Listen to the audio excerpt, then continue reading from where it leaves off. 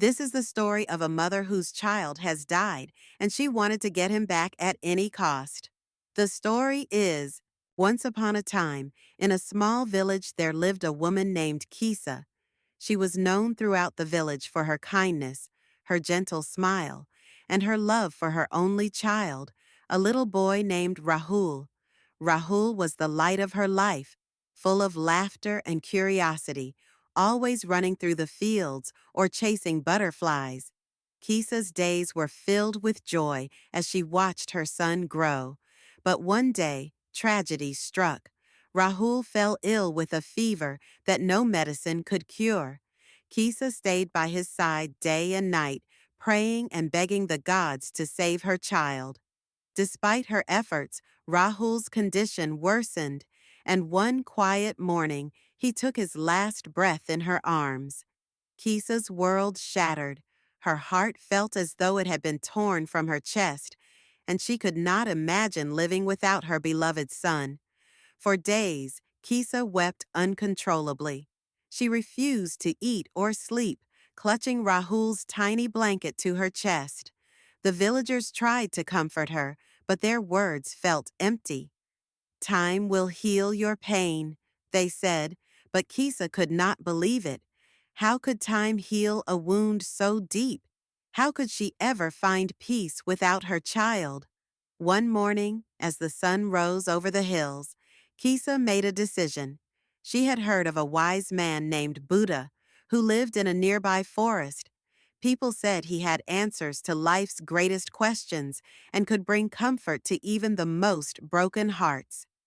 Determined, Kisa wrapped Rahul's blanket around her shoulders and set off to find him. After hours of walking, Kisa reached the forest where Buddha was said to meditate. She found him sitting under a large tree, his eyes closed and his face calm.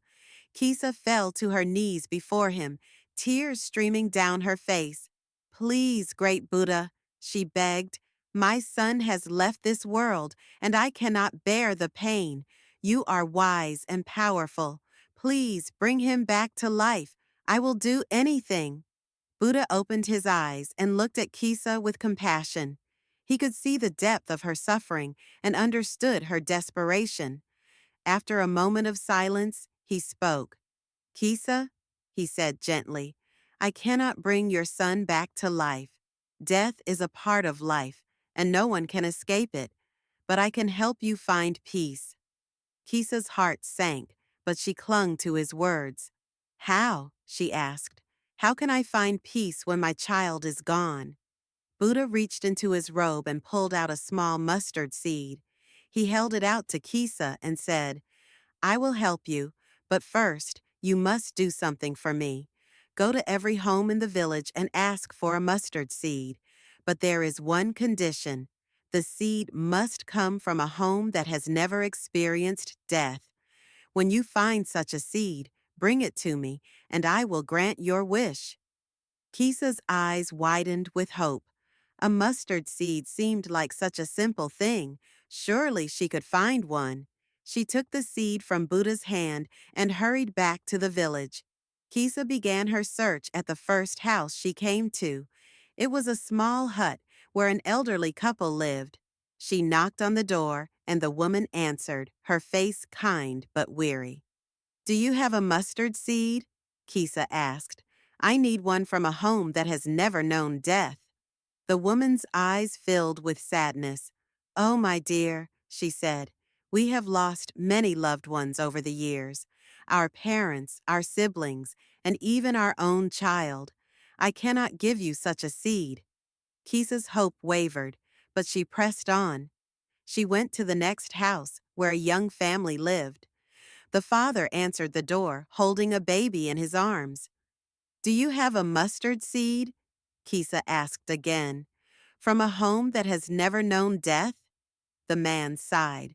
"We lost my mother last year," he said. "I'm sorry, but I cannot help you." Kisa continued her search, going from house to house. At each home, she heard the same story. One family had lost a grandfather, another a sister, and another a friend. Every home had been touched by death in some way. By the end of the day, Kisa had not found a single mustard seed that met Buddha's condition. Exhausted and heartbroken, Kisa returned to the forest. She knelt before Buddha, tears streaming down her face once more. I could not find the seed, she admitted. Every home I visited has known death. There is no place untouched by loss. Buddha nodded gently. Kisa, he said, do you understand now? Death is a part of life.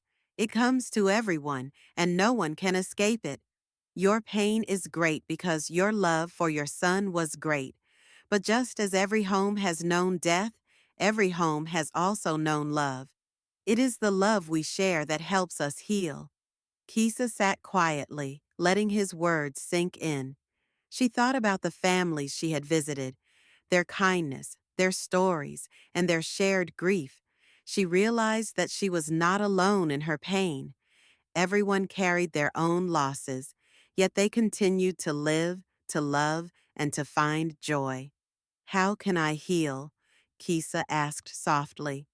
By accepting the truth of impermanence, Buddha replied. Your son's life was a gift, and though it was short, it was filled with love and happiness. Honor his memory by living with compassion and kindness.